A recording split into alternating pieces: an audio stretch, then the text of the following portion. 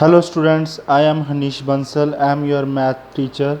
ਤਾਂ ਸਟੂਡੈਂਟ ਅੱਜ ਆਪਾਂ ਈਟੀਟੀ ਦੀਆਂ 1664 ਪੋਸਟਾਂ ਜਿਹੜੀਆਂ ਨਿਕਲੀਆਂ ਨੇ ਉਹਦੇ ਬਿਹਾਫ 'ਤੇ ਅੱਜ ਆਪਾਂ ਤੇ ਮੈਥ ਕਰਾਂਗੇ ਅਤੇ ਇਹਦੇ ਵਿੱਚ 9ਵੀਂ ਅਤੇ 10ਵੀਂ ਕਲਾਸ ਦਾ ਮੈਥ ਆਪਾਂ ਪੂਰਾ ਕਵਰ ਕਰਾਂਗੇ ਅਤੇ ਜਿਹੜਾ ਵੀ ਤੁਹਾਨੂੰ ਸਿਲੇਬਸ ਦੇ ਕੰਟੈਂਟ ਦੇ ਵਿੱਚ ਦਿੱਤਾ ਹੋਇਆ ਅਤੇ ਆਹ ਤੁਹਾਡਾ ਮੈਥ ਦਾ ਸਿਲੇਬਸ ਹੈ ਜਿਹਦੇ ਵਿੱਚ ਆਹ ਸਾਰੇ ਟੋਪਿਕਸ ਇਹਦੇ ਅੰਦਰ ਆਉਂਦੇ ਨੇਗੇ। ਠੀਕ ਹੈ, ਇਹਨੂੰ ਆਪਾਂ ਸਟੈਪ ਬਾਏ ਸਟੈਪ ਪਹਿਲਾਂ ਟੋਪਿਕ ਨੂੰ ਕਲੀਅਰ ਕਰਾਂਗੇ। ਅਤੇ ਸਟੂਡੈਂਟਸ ਸਭ ਤੋਂ ਪਹਿਲਾਂ ਆਪਾਂ ਸਟਾਰਟ ਕਰਾਂਗੇ ਰੀਅਲ ਨੰਬਰ, ਜਿਹਨੂੰ ਆਪਾਂ ਵਾਸਤਵਿਕ ਸੰਖਿਆ ਬੋਲਦੇ ਹਾਂ। ਤਾਂ ਸਟੂਡੈਂਟਸ ਅੱਜ ਆਪਾਂ ਸਟਾਰਟ ਕਰਦੇ ਹਾਂ। ਤਾਂ ਜੋ ਵੀ ਸਟੂਡੈਂਟ ਇਹ ਸੋਚਦਾ ਕਿ ਸਾਨੂੰ ਤਾਂ ਮੈਥ ਬਹੁਤ ਜ਼ਿਆਦਾ ਔਖਾ ਲੱਗਦਾ, ਸਾਨੂੰ ਤਾਂ ਮੈਥ ਕਰ ਹੀ ਨਹੀਂ ਸਕਦੇ, ਤਾਂ ਉਹ ਸਟੂਡੈਂਟ ਨੂੰ ਮੈਂ ਇਹ ਦੱਸਣਾ ਚਾਹੁੰਦਾ ਕਿ ਅੱਜ ਤੋਂ ਬਾਅਦ ਤੁਸੀਂ ਸਾਰੀਆਂ ਕਲਾਸਾਂ ਜੇਕਰ ਮੇਰੀਆਂ ਲਗਾ ਲਈਆਂ, ਤੁਹਾਨੂੰ ਮੈਥ 1% ਵੀ ਔਖਾ ਨਹੀਂ ਲੱਗਣਾ। ਮੈਥ ਤੁਹਾਡੇ ਲਈ ਇੱਕ ਫੇਵਰਟ ਸਬਜੈਕਟ ਬਣ ਜਾਣਾ ਅਤੇ ਮੈਥ ਜਦ ਤੁਹਾਨੂੰ ਤੁਸੀਂ ਇਹ ਕਹਿਣ ਲੱਗ ਜਾਓਗੇ ਜਦੋਂ ਤੁਸੀਂ ਮੇਰੀਆਂ ਕਲਾਸਾਂ ਲਗਾ ਲਈਆਂ ਕਿ ਮੈਥ ਤੋਂ ਵਰਗਾ ਸੌਖਾ ਸਬਜੈਕਟ ਪੂਰੇ ਸਾਰੇ ਸਬਜੈਕਟਾਂ ਦੇ ਕੰਪੇਅਰ ਨਾਲ ਕੋਈ ਹੈ ਹੀ ਨਹੀਂ। ਮੈਥ ਦੇ ਵਿੱਚ ਜੇਕਰ ਤੁਹਾਡਾ 20 ਨੰਬਰ ਦੇ ਇਹ ਕੰਟੈਂਟ ਹੈ ਤਾਂ 20 ਦੇ ਵਿੱਚੋਂ ਤੁਹਾਨੂੰ ਨਾ ਕਰਦੇ, ਅਗਰ ਤੁਹਾਡਾ ਮੈਥ ਜ਼ਿਆਦਾ ਤੇਜ਼ ਹੋਇਆ ਤਾਂ 20 'ਚੋਂ 20 ਲੈ ਕੇ ਜਾਓਗੇ, ਨਹੀਂ ਤਾਂ ਅਦਰਵਾਈਜ਼ ਤੁਸੀਂ 18 19 ਤਾਂ ਤੁਹਾਡੇ ਪੱਕੀ ਨੇਗੇ।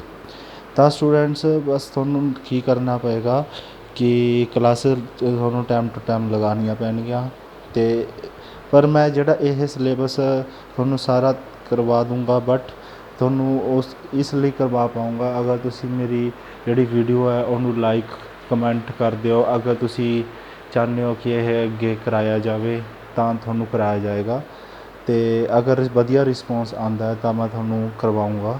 ਠੀਕ ਹੈ, ਔਰ ਪਰ ਇਹ ਇਹਦੇ ਵਿੱਚ ਕੋਈ ਵੀ ਚਾਰਜ ਨਹੀਂ ਲਿਆ ਜਾਏਗਾ ਤੁਹਾਡੇ ਤੋਂ, ਇਹ ਫ੍ਰੀ ਆਫ ਕੋਸਟ ਹੋਏਗਾ। ਇੱਕ ਰੁਪਇਆ ਵੀ ਨਹੀਂ ਤੁਹਾਡੇ ਤੋਂ ਚਾਰਜ ਕੀਤਾ ਜਾਏਗਾ। ਬਸ ਮੈਨੂੰ ਕੀ ਚਾਹੀਦਾ, ਤੁਹਾਡਾ ਰਿਸਪੌਂਸ ਚਾਹੀਦਾ ਕਿ ਹਾਂ ਤੁਹਾਨੂੰ ਫਾਇਦਾ ਮਿਲ ਰਿਹਾ ਇਹਦੇ ਅੰਦਰ।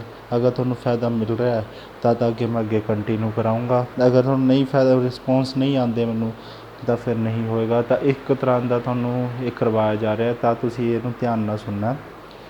ਅਤੇ ਆਪਾਂ ਸਟਾਰਟ ਕਰਾਂਗੇ ਅੱਜ ਰੀਅਲ ਨੰਬਰ ਤੋਂ ਲੈਟ ਸਟਾਰਟ। ਤਾਂ ਸਟੂਡੈਂਟਸ ਸਟਾਰਟ ਕਰਦੇ ਹਾਂ ਆਪਾਂ। ਇਹ ਪਹਿਲਾ ਤੁਹਾਡਾ ਟੋਪਿਕ ਹੈ, ਤੁਹਾਨੂੰ ਮੈਂ ਜਿਵੇਂ ਦੱਸਿਆ ਹੈ ਰੀਅਲ ਨੰਬਰ।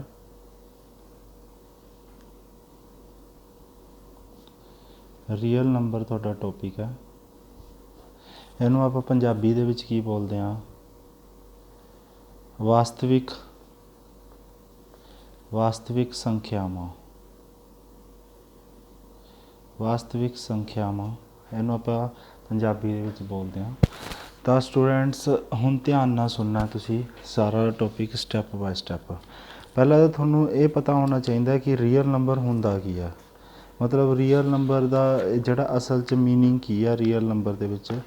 ਤਾਂ ਇਹਦੇ ਵਿੱਚ ਤੁਹਾਨੂੰ ਮੈਂ ਦੱਸਦਾ, ਰੀਅਲ ਨੰਬਰ ਨੂੰ ਸਮਝਣ ਵਾਸਤੇ ਤੁਹਾਨੂੰ ਕੁਛ ਹੋਰ ਵੀ ਨੰਬਰ ਸਮਝਣੇ ਪੈਣਗੇ ਤਾਂ ਤੁਹਾਨੂੰ ਸਮਝ ਆਏਗਾ ਰੀਅਲ ਨੰਬਰ ਹੁੰਦਾ ਕੀ ਆ। ਉਹ ਕੀ ਸਮਝਣਾ ਪਏਗਾ? ਪਹਿਲਾਂ ਤੁਹਾਨੂੰ ਸਮਝਣਾ ਪਏਗਾ ਨੈਚੁਰਲ ਨੰਬਰ। ਨੈਚੁਰਲ ਨੰਬਰ ਕੀ ਹੁੰਦੇ ਨੇ? ਨੈਚੁਰਲ ਨੰਬਰ ਨੂੰ ਆਪਾਂ ਜਿਵੇਂ ਇਹਨੂੰ ਆਪਾਂ ਲਿਖਦੇ ਹਾਂ 1 2 3 4 5, ਜਿਹੜੇ ਚੱਲਦੇ ਰਹਿੰਦੇ ਨੇ ਇਨਫਿਨਿਟੀ ਤੱਕ। ਮਤਲਬ ਇਹਦੇ ਵਿੱਚ ਜ਼ੀਰੋ ਨਹੀਂ ਆਉਂਦੀ, 1 ਤੋਂ ਲੈ ਕੇ ਅੱਗੇ ਜਿੰਨੇ ਵੀ ਪ੍ਰੋਸੈਸ ਚੱਲਦਾ ਰਹਿੰਦਾ ਉਹਨੂੰ ਆਪਾਂ ਕੀ ਬੋਲਦੇ ਹਾਂ? Natural number. ਨੈਚੁਰਲ ਨੰਬਰ ਨੂੰ ਆਪਾਂ ਪੰਜਾਬੀ ਦੇ ਵਿੱਚ ਕੀ ਬੋਲਦੇ ਹਾਂ? ਪ੍ਰਾਕਿਰਤਿਕ ਸੰਖਿਆਵਾਂ। ਪ੍ਰਾਕਿਰਤਿਕ ਸੰਖਿਆਵਾਂ। ਠੀਕ ਹੈ ਸਟੂਡੈਂਟਸ, ਅੱਗੇ ਆ ਜਾਂਦਾ ਹੈ whole number. Whole number. Whole number ਕਿਹੜੇ ਹੁੰਦੇ ਨੇ? ਇਹਨੂੰ ਆਪਾਂ ਪੰਜਾਬੀ 'ਚ ਪਹਿਲਾਂ ਤਾਂ ਬੋਲਦੇ ਹਾਂ ਪੂਰਨ ਸੰਖਿਆਵਾਂ। ਪੂਰਨ ਸੰਖਿਆਵਾਂ ਦੇ ਵਿੱਚ ਕਿਵੇਂ ਹੈ ਜੇ ਇਹ 1 2 3 ਤੋਂ ਲੈ ਕੇ ਅੱਗੇ ਇਨਫਿਨਿਟੀ ਤੱਕ ਚੱਲਦੇ ਨੇ, ਉਹਨੂੰ ਕੀ ਬੋਲਦੇ ਹਾਂ ਆਪਾਂ? ਪੂਰਨ ਸੰਖਿਆਵਾਂ। ਮਤਲਬ ਇਹਦੇ ਵਿੱਚ ਜੇ ਫਰਕ ਪਤਾ ਲੱਗੇ ਤਾਂ ਇੱਥੇ ਜ਼ੀਰੋ ਨਹੀਂ ਆਉਂਦੀ, ਇੱਥੇ ਜ਼ੀਰੋ ਆਉਂਦੀ ਹੈ। ਠੀਕ ਹੈ, ਅੱਗੇ ਆ ਜਾਂਦਾ ਸਟੂਡੈਂਟਸ ਇੰਟੀਗਰਸ, ਮਤਲਬ ਪੂਰਨ ਅੰਕ। ਪੂਰਨ ਅੰਕ ਇਹਦੇ ਵਿੱਚ ਕੀ ਹੁੰਦਾ ਹੈ ਸਟੂਡੈਂਟਸ,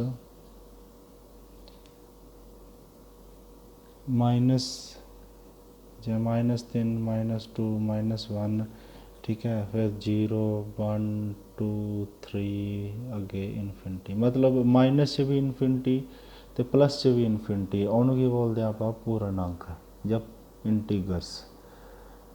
ਇੰਟੀਜਰਸ ਸਮਝ ਆ ਗਈ ਸਾਰਿਆਂ ਨੂੰ। ਅੱਗੇ ਆ ਜਾਓ ਰੈਸ਼ਨਲ ਨੰਬਰ। ਰੈਸ਼ਨਲ ਨੰਬਰ 'ਚ ਕੀ ਹੁੰਦਾ ਹੈ ਸਟੂਡੈਂਟਸ ਕਿ ਜਿਵੇਂ ਆ ਬਟਿਆਂ 'ਚ ਹੋਵੇ, ਜਿਵੇਂ P/Q, ਜਿਵੇਂ ਇਹ ਰੈਸ਼ਨਲ ਨੰਬਰ ਹੁੰਦੇ ਨੇ। ਰੈਸ਼ਨਲ ਨੰਬਰ ਦੇ ਵਿੱਚ ਕੀ ਹੁੰਦਾ ਹੈ, ਜਿਹਦਾ ਕੋਈ ਨਾ ਕੋਈ ਹੱਲ ਹੁੰਦਾ ਹੈ ਉਹਨੂੰ ਰੈਸ਼ਨਲ ਨੰਬਰ ਬੋਲਦੇ ਨੇਗੇ, ਠੀਕ ਹੈ। ਜਿਵੇਂ ਐਗਜ਼ਾਮਪਲ 10/12, ਠੀਕ ਹੈ, 7/8, ਇਹ ਰੈਸ਼ਨਲ ਨੰਬਰ ਹੁੰਦੇ ਨੇਗੇ।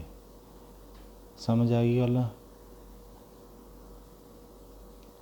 ਇੱਕ ਹੁੰਦਾ ਇਹਨੂੰ ਆਪਾਂ ਜੇਕਰ ਪੰਜਾਬੀ 'ਚ ਬੋਲਿਆ ਜਾਵੇ ਰੈਸ਼ਨਲ ਨੰਬਰ ਨੂੰ ਕੀ ਬੋਲਦੇ ਹਾਂ ਆਪਾਂ ਪੰਜਾਬੀ 'ਚ, ਪ੍ਰੀਮੇਯ ਸੰਖਿਆਵਾਂ।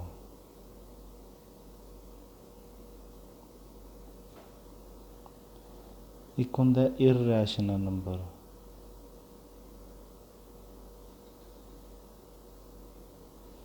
ਇਰਰੈਸ਼ਨਲ ਨੰਬਰ ਇਹਦਾ ਮਤਲਬ ਕੀ ਹੁੰਦਾ, ਜਿਵੇਂ P√, Q√, ਮਤਲਬ ਇਹਨੂੰ ਕੋਈ ਡਿਫਾਈਨ ਨਾ ਕੀਤਾ ਜਾਂਦਾ ਹੋਵੇ, ਨੋਟ ਡਿਫਾਈਨ, ਇਹਦਾ ਕੋਈ ਹੱਲ ਨਹੀਂ ਹੁੰਦਾ, ਉਹਨੂੰ ਕੀ ਬੋਲਦੇ ਆਪਾਂ ਇਰਰੈਸ਼ਨਲ ਨੰਬਰ। ਕਲੀਅਰ ਹੈ ਸਟੂਡੈਂਟਸ। ਅੱਗੇ ਆ ਜਾਂਦਾ ਸਟੂਡੈਂਟਸ ਜਿਵੇਂ ਈਵਨ ਨੰਬਰ। ਈਵਨ ਨੰਬਰ ਮਤਲਬ ਜਿਹੜੇ ਜਿਸਤ ਸੰਖਿਆਵਾਂ, ਜਿਵੇਂ ਆਪਾਂ ਪੰਜਾਬੀ 'ਚ ਬੋਲ ਦਿੰਦੇ ਹਾਂ ਜਿਸਤ ਸੰਖਿਆਵਾਂ।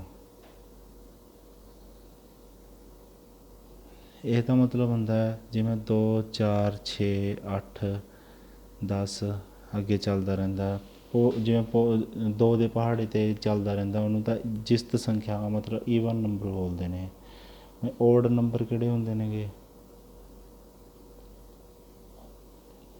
ਜਿਹਦਾ 1 ਤੋਂ ਚਾਲੂ ਹੁੰਦਾ, 1 3 5 7। ਹੁਣ ਓਡ ਨੰਬਰ ਨੂੰ ਪੰਜਾਬੀ 'ਚ ਕੀ ਬੋਲਦੇ ਹਾਂ, ਟਾਂਕ ਸੰਖਿਆਵਾਂ। ਇਹ ਸਾਰਾ ਕੁਛ ਤੁਸੀਂ ਆਪਦੀ ਕਾਪੀ 'ਤੇ ਨੋਟ ਕਰਦੇ ਰਹੋ।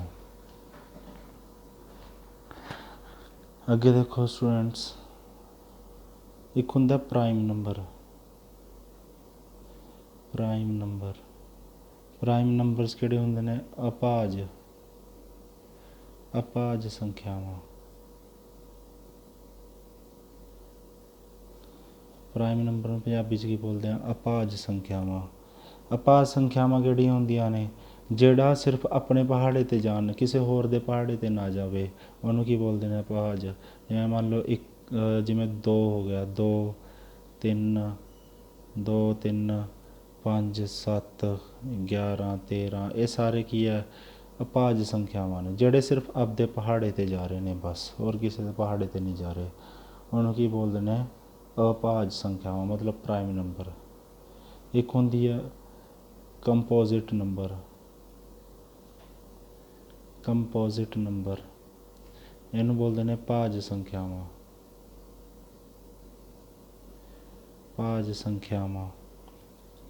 ਇਹ ਭਾਜ ਸੰਖਿਆਵਾਂ ਕਿਹੜੇ ਹੁੰਦੇ ਨੇ, ਜਿਹੜਾ ਕਿਸੇ ਹੋਰ ਦੇ ਪਹਾੜੇ 'ਤੇ ਵੀ ਚਲੇ ਜਾਣ, ਮਤਲਬ 4 6 8 9 10 12, ਮਤਲਬ ਕਿਸੇ ਹੋਰ ਦੇ ਪਹਾੜੇ 'ਤੇ ਵੀ ਚਲੇ ਜਾਣ, ਉਹਨੂੰ ਕੀ ਬੋਲਦੇ ਨੇ, ਭਾਜ ਸੰਖਿਆਵਾਂ। ਠੀਕ ਹੈ ਸਟੂਡੈਂਟਸ। ਇੱਕ ਹੁੰਦਾ, ਹੁਣ ਆ ਜਾਓ, ਹੁਣ ਮੇਰਾ ਇਹ ਕਰਾਉਣ ਦਾ ਮਕਸਦ ਇਹ ਸੀਗਾ ਕਿ ਤੁਹਾਨੂੰ ਰੀਅਲ ਨੰਬਰ ਪਤਾ ਚੱਲੇ। ਰੀਅਲ ਨੰਬਰ ਕੀ ਹੁੰਦਾ, ਰੀਅਲ ਨੰਬਰ ਦਾ ਮਤਲਬ ਹੁੰਦਾ, ਇਹਨੂੰ ਆਪਾਂ ਜੇ ਪੰਜਾਬੀ 'ਚ ਬੋਲੀਏ ਵਾਸਤਵਿਕ ਸੰਖਿਆਵਾਂ।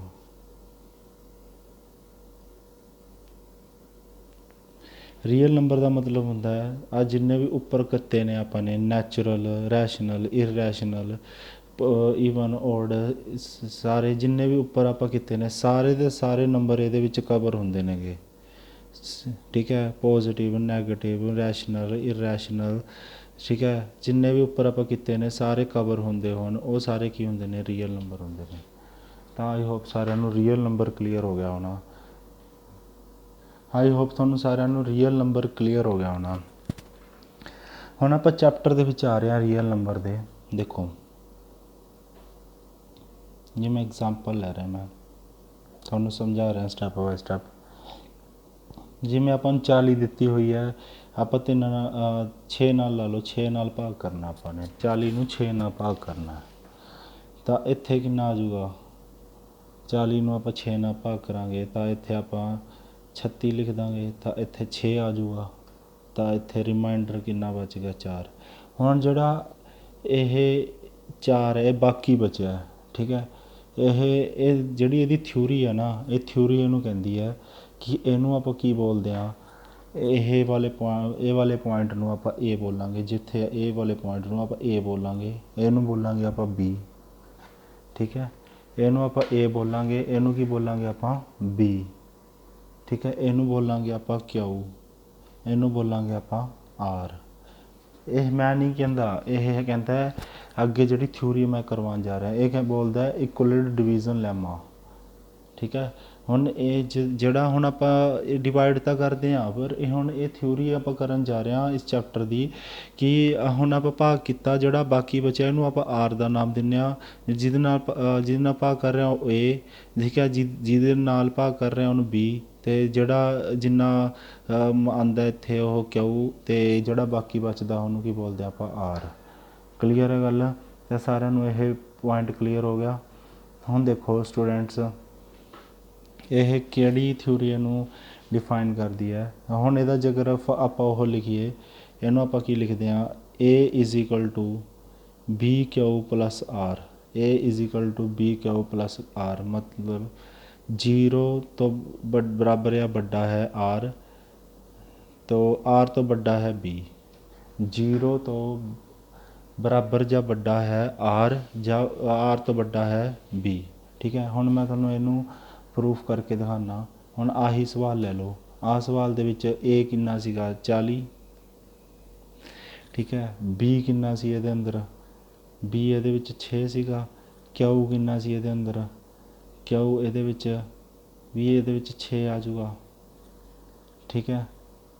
ਕਿਊ ਵੀ ਇਹਦੇ ਅੰਦਰ ਕੀ ਆਉਂਦਾ 6, ਅਤੇ ਉਸ ਤੋਂ ਬਾਅਦ ਪਲੱਸ ਆਰ ਕਿੰਨਾ 4, ਅਤੇ ਹੁਣ ਇੱਥੇ ਕੀ ਆ ਜਾਊਗਾ 40 is equal to 36 plus 4 40 is equal to 40। A proof ਹੁੰਦਾ। ਤਾਂ ਇਸ ਦਾ ਹੁਣ ਇਹਦੇ ਵਿੱਚ ਦੇਖੋ ਜਿਹੜਾ 0 ਹੈ, ਹੁਣ ਆਰ ਕੀ ਹੈ, 0 ਤੋਂ ਆਰ ਵੱਡਾ ਹੈ ਜਾਂ ਬਰਾਬਰ ਜਾਂ ਵੱਡਾ ਹੈ, ਅਤੇ ਉਸ ਤੋਂ ਵੱਡਾ ਬੀ ਹੁੰਦਾ। ਜਿਹੜਾ ਆਰ ਤੋਂ ਵੱਡਾ ਕੀ ਹੁੰਦਾ, ਹਮੇਸ਼ਾ ਬੀ ਹੁੰਦਾ। ਸਮਝ ਆ ਗਈ? ਆਰ ਤੋਂ ਹਮੇਸ਼ਾ ਕੌਣ ਵੱਡਾ ਹੋਊਗਾ ਜੀ, ਬੀ। ਜਦੋਂ ਤੁਸੀਂ ਦਿਮਾਗ ਲਗਾਓ, ਜੇਕਰ ਆਰ ਵੱਡਾ ਹੁੰਦਾ ਤਾਂ ਇਹਦੇ ਨਾਲ ਭਾਗ ਨਾ ਹੋ ਜਾਂਦਾ, ਇੱਥੇ ਵੰਡਿਆ ਜਾਂਦਾ, ਠੀਕ ਹੈ। ਜੇਕਰ ਨਹੀਂ ਵੰਡਿਆ ਜਾ ਰਿਹਾ ਤਾਂ ਇਸ ਲਈ ਆਰ ਤੋਂ ਵੱਡਾ ਹਮੇਸ਼ਾ ਕੀ ਹੁੰਦਾ, ਬੀ ਹੁੰਦਾ। ਇਹ ਹੁਣ ਆਪਾਂ ਨੂੰ ਕਿਹੜੀ ਥਿਊਰੀ ਕਹਿ ਰਹੀ ਹੈ ਇਸ ਚੀਜ਼ ਨੂੰ, ਇਹ ਆਪਾਂ ਨੂੰ ਇਕੁਅਲਡ ਡਿਵੀਜ਼ਨ ਲੈਮਾ ਬੋਲਦੀ ਹੈ। ਹੁਣ ਮੈਂ ਤੁਹਾਨੂੰ ਇਹੀ ਥਿਊਰੀ ਕਰਵਾਉਣ ਜਾ ਰਿਹਾ। ਤਾਂ ਸਟੂਡੈਂਟਸ ਆ ਕਲੀਅਰ ਹੋ ਗਿਆ ਉਹਨਾਂ ਸਾਰਿਆਂ ਨੂੰ। ਅੱਗੇ ਦੇਖੋ ਮੈਂ ਤੁਹਾਨੂੰ ਥਿਊਰੀ ਸਮਝਾਉਂਦਾ।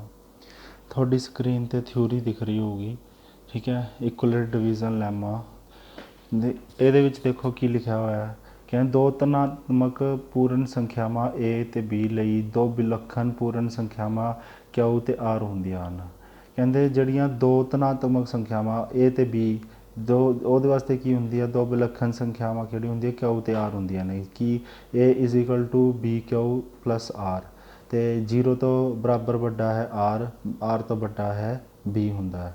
ਇਸ ਨਤੀਜੇ ਦੀ ਜਾਣਕਾਰੀ ਬਹੁਤ ਪਹਿਲਾਂ ਤੋਂ ਹੀ ਸੀ, ਪਰੰਤੂ ਲਿਖਤੀ ਰੂਪ ਵਿੱਚ ਇਸ ਦਾ ਸਭ ਤੋਂ ਪਹਿਲਾ ਉਲੇਖ ਯੂਕਲਿਡ ਐਲੀਮੈਂਟਸ ਦੀ ਪੁਸਤਕ ਕਲਾਸ 7ਵੀਂ ਵਿੱਚ ਦਿੱਤਾ ਗਿਆ, ਠੀਕ ਹੈ। ਯੂਕਲਿਡ ਵੰਡ ਐਲੋਗੋਰਿਥਮ ਇਸੇ ਹੀ ਲੈਮਾ 'ਤੇ ਆਧਾਰਿਤ ਹੈ, ਠੀਕ ਹੈ। ਹੁਣ ਆਹ ਜਿਹੜੇ ਹੁਣ ਪਰਸਨ ਸੀਗੇ ਜਿਹਦਾ ਨਾਮ ਮੁਹੰਮਦ ਇਬਨ ਮੂਸਾ ਅਲ ਖਵਾਜ਼ਰਮੀ ਹੈ, ਇਹਨਾਂ ਦੇ ਵਿੱਚ ਦੇਖੋ ਐਲਗੋਰਿਥਮ ਪੂਰੀ ਤਰ੍ਹਾਂ ਨਾਲ ਪਰਿਭਾਸ਼ਿਤ ਪੱਗਾਂ ਦੀ ਇੱਕ ਲੜੀ ਹੁੰਦੀ ਹੈ ਜੋ ਇੱਕ ਵਿਸ਼ੇਸ਼ ਪ੍ਰਕਾਰ ਦੀ ਸਮੱਸਿਆ ਨੂੰ ਹੱਲ ਕਰਨ ਦੀ ਇੱਕ ਪ੍ਰਕਿਰਿਆ ਜਾਂ ਵਿਧੀ ਦੱਸੀ ਜਾਂਦੀ ਹੈ। शब्द एल्गोरिथम 9वीं सदी के एक फारसी गणित विज्ञानी अल ख्वारिज़मी ने ਨਾਂ ਤੋਂ ਲਿਆ ਗਿਆ। ਅਸਲ ਵਿੱਚ ਸ਼ਬਦ ਅਲਜਬਰਾ ਵੀ ਇਹਨਾਂ ਦੁਆਰਾ ਲਿਖਤੀ ਪੁਸਤਕ ਹਿਸਾਬ ਅਲਜਬਰ ਵੀ ਅਲ ਮੁਕਾਬਲਾ ਤੋਂ ਲਿਆ ਗਿਆ। ਪ੍ਰਮੇਤਿਕ ਇੱਕ ਸਿੱਧ ਕੀਤਾ ਜਾਂਦਾ ਹੈ, ਕਥਨ ਹੁੰਦਾ ਹੈ ਕਿ ਇਸ ਨੂੰ ਕਿਸੇ ਹੋਰ ਕਥਨ ਨੂੰ ਸਿੱਧ ਕਰਨ ਦੀ ਲਈ ਵਰਤਦੇ ਹਨ। ਤਾਂ ਹੁਣ ਇਹ ਜਿਹੜੇ ਬੰਦੇ ਸੀਗੇ ਇਹਨਾਂ ਨੇ ਹੁਣ ਅਸਲ ਦੇ ਵਿੱਚ ਸ਼ਬਦ ਅਲਜਬਰਾ ਵੀ ਇਸ ਇਹਨਾਂ ਦੇ ਜਿਹੜਾ ਹੁਣ ਨਾਮ ਸੀਗਾ ਲਿੱਤਾ ਜਾਂਦਾ, ਸ਼ਬਦ ਯੂਜ਼ ਕੀਤਾ ਜਾਂਦਾ ਸੀ। ਤਾਂ ਇਹ ਸਾਰੀ ਜਿਹੜੀ ਐਕੂਲੇਟ ਡਿਵੀਜ਼ਨ ਲੈਮਾ ਇਸ ਤਰੀਕੇ ਨਾਲ ਬਣੀ। ਤਾਂ ਤੁਹਾਨੂੰ ਇਹ ਫਾਰਮੂਲਾ ਇਹਦੇ ਅੰਦਰ ਯਾਦ ਕਰਨਾ ਹੈ, ਜਿਹਦੇ ਵਿੱਚ A = BQ+R, 0 ਵੱਡਾ ਬਰਾਬਰ ਹੈ R ਤੋਂ, R ਵੱਡਾ ਹੈ B ਤੋਂ। ਤਾਂ ਇਹ ਤੁਸੀਂ ਕਿਸ ਹਿਸਾਬ ਨਾਲ ਯਾਦ ਕਰ ਸਕਦੇ ਹੋ? ਇਸ ਹਿਸਾਬ ਨਾਲ ਯਾਦ ਕਰ ਸਕਦੇ ਹੋ।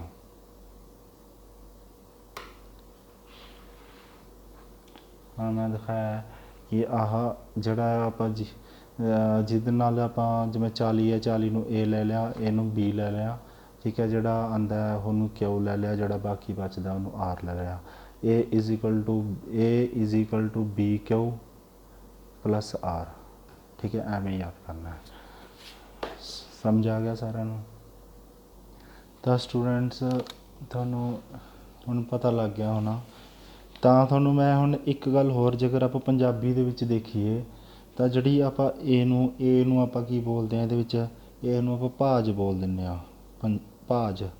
ਤਾਂ ਬੀ ਨੂੰ ਆਪਾਂ ਕੀ ਬੋਲ ਦਿੰਦੇ ਹਾਂ? ਇਹਦੇ ਵਿੱਚ ਭਾਜਕ, ਠੀਕ ਹੈ। ਕਿਉ ਨੂੰ ਆਪਾਂ ਬੋਲ ਦਿੰਦੇ ਹਾਂ ਭਾਗਫਲ, ਅਤੇ ਆਰ ਨੂੰ ਆਪਾਂ ਕੀ ਬੋਲ ਦਿੰਦੇ ਹਾਂ ਬਾਕੀ। ਤਾਂ ਤੁਹਾਨੂੰ ਇਹ ਗੱਲ ਕਲੀਅਰ ਹੋ ਗਈ ਹੋਣੀ। ਹੁਣ ਮੈਂ ਤੁਹਾਨੂੰ ਮੈਥ ਕਰਵਾਉਣ ਲੱਗਿਆ, ਨੈਕਸਟ ਪੇਜ 'ਤੇ ਦੇਖਦੇ ਹਾਂ। ਤਾਂ ਤੁਹਾਡੇ ਸਾਹਮਣੇ 10ਵੀਂ ਦੇ ਮੈਥ ਦਾ ਪ੍ਰਸ਼ਨਾਵਲੀ 1.1 ਦਾ ਪਹਿਲਾ ਕੁਐਸਚਨ, ਜਿਸ ਦੇ ਵਿੱਚ ਹੇਠਾਂ ਦਿੱਤੀ ਸੰਖਿਆਵਾਂ ਦਾ ਮੰਮਾ ਸੱਸਾ ਬਾਵਾ ਪਤਾ ਕਰਨ ਲਈ ਯੂਕਲਿਡ ਵੰਡ ਐਲੋਗਰਿਥਮ ਦਾ ਪ੍ਰਯੋਗ ਕੀਤਾ ਜਾਵੇ।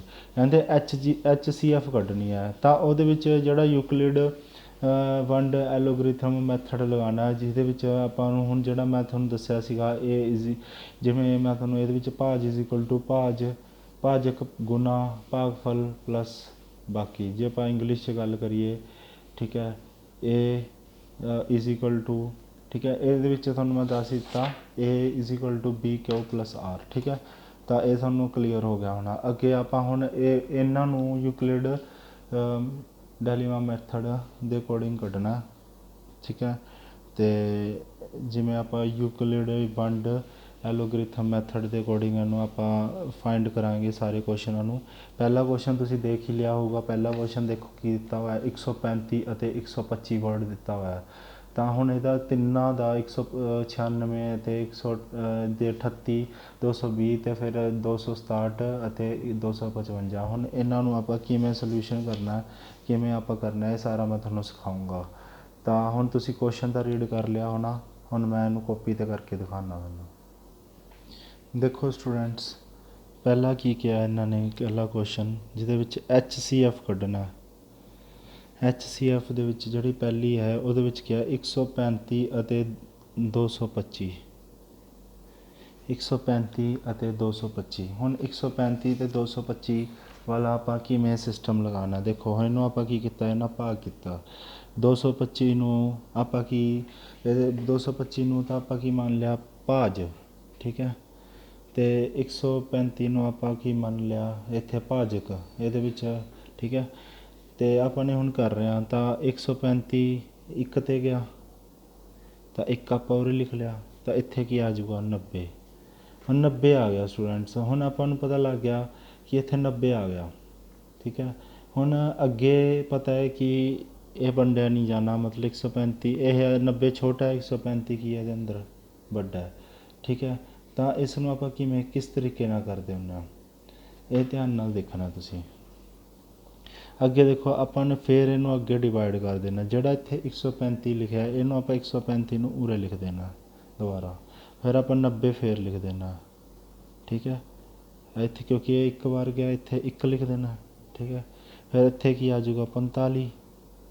ਹੁਣ ਇੱਥੇ 45 ਆ ਗਿਆ। ਹੁਣ ਇੱਥੇ ਕਿੰਨਾ ਪਹਿਲਾਂ ਉਰੋਂ ਚੱਕਿਆ ਸੀ ਆਪਾਂ ਨੇ 135, ਫਿਰ ਆਪਾਂ 90 ਨਾਲ ਕਰਤਾ, ਫਿਰ ਆਪਾਂ ਹੁਣ ਕੀ ਉਰੇ ਕੀ ਲਿਖਾਂਗੇ 90 ਲਿਖਾਂਗੇ। ਠੀਕ ਹੈ, ਇਹ ਕਿੰਨੇ 'ਤੇ ਚਲਾ ਗਿਆ 2 'ਤੇ, 90 ਇੱਥੇ ਕਿੰਨਾ ਆ ਜਾਊਗਾ 0। ਤਾਂ ਮਤਲਬ ਪਤਾ ਲੱਗ ਗਿਆ ਕਿ ਐਵੇਂ ਵੰਡਿਆ ਗਿਆ। ਹੁਣ ਇਹਨੂੰ ਪੰਜਾਬੀ 'ਚ ਲਿਖਣ ਦਾ ਕੀ ਢੰਗ ਹੈ, ਕਿਸ ਤਰੀਕੇ ਨਾਲ ਕਰਨ ਦਾ ਢੰਗ ਹੈ। ਹੁਣ ਜਿਵੇਂ ਆਪਾਂ ਇਹਨੂੰ ਦੇਖੀਏ ਯੂਕਲਿਡ ਵੰਡ ਐਲੋਗੋਰਿਥਮ ਦੇ ਅਨੁਸਾਰ ਕਿਵੇਂ ਲਿਖਦੇ ਆਪਾਂ। ਇੱਥੇ ਕੀ ਕਰਾਂਗੇ, ਮੈਂ ਤੁਹਾਨੂੰ ਫਾਰਮੂਲਾ ਲਗਾਇਆ ਸੀ ਭਾਜ ਇਜ਼ ਇਕੁਅਲ ਟੂ ਭਾਜਕ ਗੁਣਾ ਭਾਗਫਲ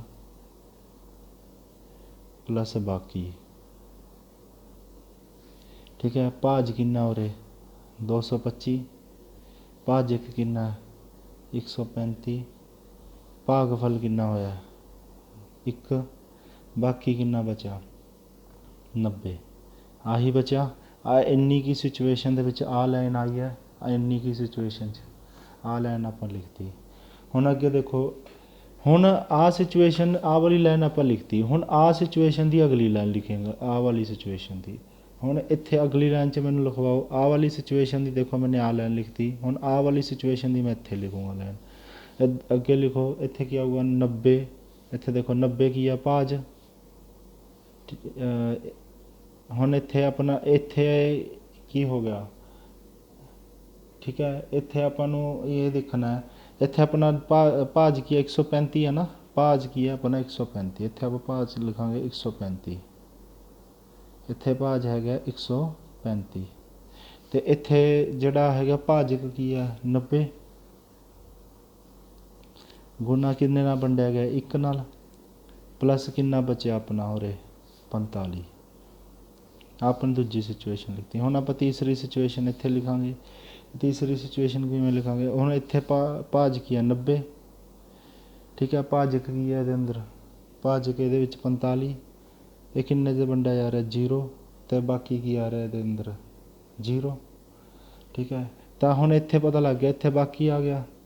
ਤਾਂ ਹੁਣ ਕੀ ਹੈ ਇੱਥੇ ਮਤਲਬ ਇਹਨੂੰ ਗੁਣਾ ਕਰਾਂਗੇ 90 ਇਜ਼ ਇਕੁਅਲ ਟੂ 90, ਤਾਂ ਇੱਥੇ ਪਤਾ ਲੱਗ ਗਿਆ ਇੱਥੇ ਕੀ ਆ ਗਈ, ਇੱਥੇ ਬਾਕੀ 0 ਆ ਗਈ। ਜਿੱਥੇ ਬਾਕੀ 0 ਆ ਜੇ ਤਾਂ ਉੱਥੇ ਆਪਣੀ ਜਿਹੜੀ ਭਾਜਕ ਕੀ ਹੁੰਦੀ ਆ, ਭਾਜਕ ਆਪਣੀ 45 ਹੋ ਗਈ। ਤਾਂ HCF ਵੀ ਆਪਣਾ ਕੀ ਹੋਊਗਾ 45 ਹੀ ਹੋਊਗਾ। HCF ਵੀ ਆਪਣਾ ਕੀ ਹੋਊਗਾ 45। ਤਾਂ ਤੁਹਾਨੂੰ ਸਮਝ ਆ ਗਿਆ, ਇਸ ਤਰੀਕੇ ਨਾਲ ਕਰਨਾ ਹੁੰਦਾ ਹੈ। ਠੀਕ ਹੈ, ਅਗਲਾ ਕੁਐਸਚਨ ਦੇਖਦੇ ਹਾਂ, ਤੁਹਾਨੂੰ ਹੋਰ ਕਲੀਅਰ ਹੋਊਗਾ HCF ਕੱਢਣ ਦਾ ਤਰੀਕਾ। 1996 ਅਤੇ 38220 ਇਹ ਦਿੱਤਾ ਹੋਇਆ। ਹੁਣ ਇਹਨੂੰ ਆਪਾਂ ਡਿਵਾਈਡ ਕਰਾਂਗੇ 38220 1996। ਹੁਣ ਇਹਨੂੰ ਆਪਾਂ ਵੰਡਦੇ ਹਾਂ, ਇੱਥੇ ਕੀ ਆ ਜਾਊ 1996, ਇੱਥੇ ਇਹਨੂੰ ਕਰਾਂਗੇ ਮਾਈਨਸ, ਤਾਂ ਇੰਨਾ ਆ ਜਾਊਗਾ। ਤਾਂ ਫਿਰ ਇਹਨੂੰ ਵੰਡੋ, ਇਹ ਹਾਲੇ ਵੀ ਵੰਡਿਆ ਜਾ ਰਿਹਾ ਜਦ ਤੱਕ ਪੂਰਾ 0 ਖਤਮ ਨਹੀਂ ਹੁੰਦੀ, ਉਸ ਤੋਂ ਬਾਅਦ ਆਹ ਸਿਸਟਮ ਚੱਲੂਗਾ। ਹਾਲੇ ਫਿਲਹਾਲ ਇਹ ਵੰਡਿਆ ਜਾ ਰਿਹਾ। ਠੀਕ ਹੈ, ਤਾਂ ਅੱਗੇ ਵੀ ਜਾਰੀ ਹੈ ਇਹ ਵੰਡ ਕੇ ਦੇਖੋ, ਇਹ ਜਾਰੀ ਹੈ 9 'ਤੇ ਜਾਰੀ ਹੈ। ਤਾਂ ਇੱਥੇ ਆਪਾਂ ਲਿਖ ਦਿੰਦੇ ਹਾਂ 1, ਫਿਰ 9 'ਤੇ ਆ ਜਾਊਗਾ ਇੰਨਾ, ਫਿਰ ਕਿੰਨਾ ਆ ਜਾਊਗਾ 980। ਫਿਰ ਅੱਗੇ ਕਿੰਨੇ 'ਤੇ ਜਾ ਰਿਹਾ 5 'ਤੇ ਜਾ ਰਿਹਾ, ਤਾਂ 980 ਅਤੇ ਫਿਰ 0 ਆ ਜਾਊ। ਤਾਂ ਮਤਲਬ 1996 ਪੂਰਾ ਦਾ ਪੂਰਾ ਇਹ 'ਚ ਵੰਡਿਆ ਜਾ ਰਿਹਾ। ਤਾਂ ਇੱਥੇ ਕੀ ਆ ਜਾਊਗਾ, ਉਹੀ ਯੂਕਲਿਡ ਵੰਡ ਐਲੋਗਰਿਥਮ ਦੇ ਮੁਤਾਬਿਕ।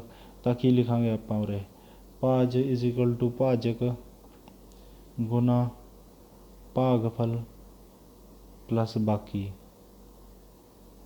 ਭਾਜ ਕਿੰਨਾ ਇਹਦੇ ਅੰਦਰ 38220, ਭਾਜਕ ਕਿੰਨਾ ਇਹਦੇ ਅੰਦਰ, ਭਾਜਕ ਇਹਦੇ ਅੰਦਰ ਹੈਗਾ 1996, ਭਾਗਫਲ ਕਿਹਦੇ ਨਾਲ ਹੋਇਆ 1995, ਬਾਕੀ ਕੀ ਬਚਿਆ 0। ਤਾਂ ਇਸ ਦਾ ਮਤਲਬ ਇੱਥੇ 0 ਆ ਗਈ। ਤਾਂ HCF ਅਤੇ ਭਾਜਕ ਆਪਣਾ ਕੀ ਆ 196, ਅਤੇ HCF ਵੀ ਆਪਣਾ ਕੀ ਆ ਗਿਆ 196। ਤਾਂ ਇਸ ਤਰੀਕੇ ਨਾਲ ਸੋਲਵ ਕਰਨਾ ਹੁੰਦਾ ਹੈ। ਜਦੋਂ ਇਹ ਪੂਰਾ ਵੰਡਿਆ ਜਾਵੇ ਤਾਂ ਉਦੋਂ ਤੱਕ ਬਸ ਫਿਰ ਆਪਾਂ ਨੂੰ ਕੀ ਜ਼ਰੂਰਤ ਹੈ, ਫਿਰ ਭਾਜਕ ਹੀ ਚੱਕਣਾ ਹੈ। ਭਾਜਕ ਹੀ ਆਪਣਾ ਕੀ ਬਣ ਗਿਆ HCF ਬਣ ਗਿਆ। ਤਾਂ ਅੱਗੇ ਆ ਜਾਓ ਤੀਸਰਾ ਕੁਐਸਚਨ ਕੀ ਸੀਗਾ, ਠੀਕ ਹੈ 867 ਅਤੇ 225 ਸੀਗਾ, 867 ਅਤੇ 225। ਹੁਣ ਇਹਨੂੰ ਆਪਾਂ ਫੇਰ ਉਵੇਂ ਹੀ ਕਰਾਂਗੇ। ਹੁਣ ਦੇਖੋ ਇੱਕ ਚੀਜ਼ ਹੋਰ ਮੈਂ ਤੁਹਾਨੂੰ ਦੱਸਦਾ, ਇਹਦੇ ਨਾਲ ਤੁਹਾਡਾ ਜਿਹੜਾ 10ਵੀਂ ਕਲਾਸ ਦੇ ਬੱਚੇ ਅਗਰ ਪੜ੍ਹਨ ਉਹਦੇ ਲਈ ਵੀ ਬੈਨੀਫਿਟ ਹੈ, ਜਿਹੜਾ ਹੁਣ ਤਿਆਰੀ ਕਰ ਰਹੇ ਨੇਗੇ ਉਹਨਾਂ ਲਈ ਵੀ ਬੈਨੀਫਿਟ ਹੈ, ਸਾਰਿਆਂ ਲਈ ਬੈਨੀਫਿਟ ਹੈ। ਕਿਉਂਕਿ ਹੁਣ ਤੁਹਾਨੂੰ ਪੂਰਾ ਪ੍ਰੋਪਰ ਤਰੀਕੇ ਨਾਲ ਪਤਾ ਹੋਣਾ ਚਾਹੀਦਾ ਕਿਸ ਤਰੀਕੇ ਨਾਲ HCF ਕੱਢਦੇ ਹੁੰਦੇ ਆ। ਫਿਰ ਜਦੋਂ ਤੁਸੀਂ ਸਕੂਲ 'ਚ ਵੀ ਜਾ ਕੇ ਸਿਖਾਓਗੇ ਤਾਂ ਵੀ ਤੁਹਾਨੂੰ ਪਤਾ ਲੱਗੇਗਾ ਕਿ ਇਸ ਤਰੀਕੇ ਨਾਲ ਹੁੰਦਾ। ਇੱਥੇ ਦੇਖੋ ਕੀ ਲਿਖੋਗੇ 867, ਇੱਥੇ ਕੀ ਲਿਖੋਗੇ 225, ਠੀਕ ਹੈ। ਹੁਣ ਇਹਨੂੰ ਵੰਡੋ ਤਾਂ ਇਹ ਕਿੰਨੇ 'ਤੇ ਚਲਾ ਗਿਆ, ਪੂਰਾ 3 'ਤੇ ਚਲਾ ਗਿਆ ਤਾਂ ਕਿੰਨਾ ਆ ਜੂ ਉਰੇ 765 ਆ ਜੂਗਾ। ਜਦ ਵੰਡੋਗੇ 3 'ਤੇ ਤਾਂ ਇੱਥੇ ਕਿੰਨਾ ਆ ਜੂਗਾ, ਇਹਦਾ 1 ਵੰਡੋ 102। ਹੁਣ ਦੇਖੋ 102 ਨਾਲ ਇਹ ਛੋਟਾ, 102 ਛੋਟਾ। ਹੁਣ ਉਹੀ ਚੀਜ਼ ਅੱਗੇ ਆਪਾਂ ਕੀ ਲਿਖਾਂਗੇ 225, ਆਪਾਂ ਉਰੋਂ ਚੱਕ ਕੇ ਉਰੇ ਲਿਖ ਲਿਆ, ਠੀਕ ਹੈ। 225 ਨੂੰ ਇੱਥੇ ਕਰਾਂਗੇ 204 ਉਰੇ ਆ ਜੂਗਾ, ਠੀਕ ਹੈ 204 ਉਰੇ ਆ ਜੂਗਾ। ਅਤੇ ਅੱਗੇ ਫਿਰ ਕਰੋਗੇ ਤਾਂ ਇੱਥੇ ਆ ਜੂਗਾ 51। ਬਾਕੀ ਇਹ ਕਿੰਨੇ 'ਤੇ ਚਲਾ ਗਿਆ ਸੀ 204 2 'ਤੇ 51। ਫਿਰ ਹਾਲੇ ਵੀ ਨਹੀਂ ਜਾ ਰਿਹਾ ਤਾਂ ਇਹਨੂੰ ਫਿਰ ਆਪਾਂ ਅੱਗੇ ਲਿਖਾਂਗੇ 102 ਉਰੇ ਲਿਖ ਦਾਂਗੇ, ਠੀਕ ਹੈ। ਹੁਣ 102 ਪੂਰਾ ਚਲਾ ਗਿਆ 2 'ਤੇ ਤਾਂ 102 0 ਆ ਜੂਗਾ। ਇੱਥੇ ਕੀ ਲਿਖਣ ਦਾ ਢੰਗ ਕੀ ਆ, ਉਹੀ ਭਾਜ = ਭਾਜਕ ਗੁਣਾ ਭਾਗਫਲ ਪਲੱਸ ਬਾਕੀ। ਭਾਜ ਇਹਦੇ ਵਿੱਚ ਕੀ, ਹੁਣ ਦੇਖੋ ਮੈਂ ਤੁਹਾਨੂੰ ਉਵੇਂ ਸਟੈਪ ਬਾਏ ਸਟੈਪ ਸਮਝਾਇਆ ਸੀ। ਹੁਣ ਆਪਾਂ ਪਹਿਲੀ ਲਾਈਨ ਲਿਖਾਂਗੇ, ਪਹਿਲਾਂ ਤਾਂ ਇੰਨੇ ਕੁ ਪੋਰਸ਼ਨ ਨੂੰ ਸੋਲਵ ਕਰਾਂਗੇ ਇੰਨੇ ਕੁ।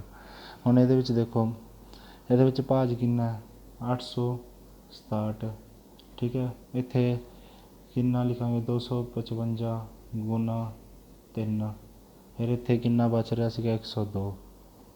ਫਿਰ ਇਸ ਤੋਂ ਬਾਅਦ ਇਹਨੂੰ ਲਿਖ ਲਾਂਗੇ, ਇਹਨੂੰ ਬਸ ਟੁਕੜੇ 'ਚ ਵੰਡੀ ਜਾਵਾਂਗੇ। ਫਿਰ ਇਹਨੂੰ ਲਿਖ ਲਾਂਗੇ, ਇੱਥੇ ਕਿੰਨਾ ਭਾਜ 255 = 102 ਗੁਣਾ 2, ਇਹ ਕਿੰਨਾ ਬਾਕੀ ਬਚਿਆ 51। ਫਿਰ ਆਪਾਂ ਇਹਨੂੰ ਲਿਖ ਲਾਂਗੇ, ਠੀਕ ਹੈ 102 = 51 ਗੁਣਾ 2 ਪਲੱਸ 0, ਐਂ ਲਿਖ ਲਾਂਗੇ।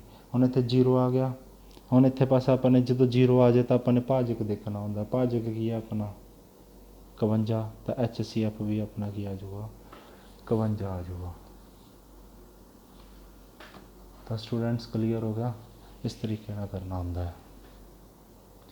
ਤਾਂ ਸਟੂਡੈਂਟਸ ਹੁਣ ਤੁਹਾਨੂੰ ਮੈਂ ਇਹ ਤਾਂ ਤੁਹਾਨੂੰ ਕਰ ਲਿਆ। ਹੁਣ ਜੇਕਰ ਆਪਾਂ ਦੇਖਿਆ ਜਾਵੇ HCF ਦੀ, ਅਗਰ ਦੇਖਿਆ ਜਾਵੇ ਡੈਫੀਨੇਸ਼ਨ ਕੀ ਹੁੰਦੀ ਹੈ HCF ਦੀ, ਕਹਿੰਦੇ HCF ਦੀ ਡੈਫੀਨੇਸ਼ਨ ਹੁੰਦੀ ਹੈ, ਲਿਖੋ ਇੱਥੇ ਤੁਸੀਂ students, product of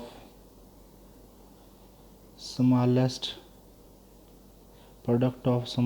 power of each prime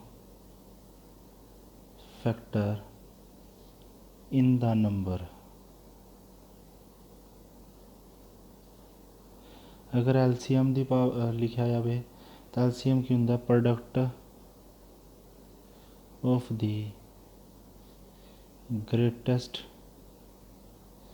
power of each involved in the number। ਹੁਣ ਤੁਸੀਂ ਇਹ ਸੋਚ ਰਹੇ ਹੋਵੋਗੇ ਕਿ ਇਹ ਕੀ ਲਿਖਿਆ।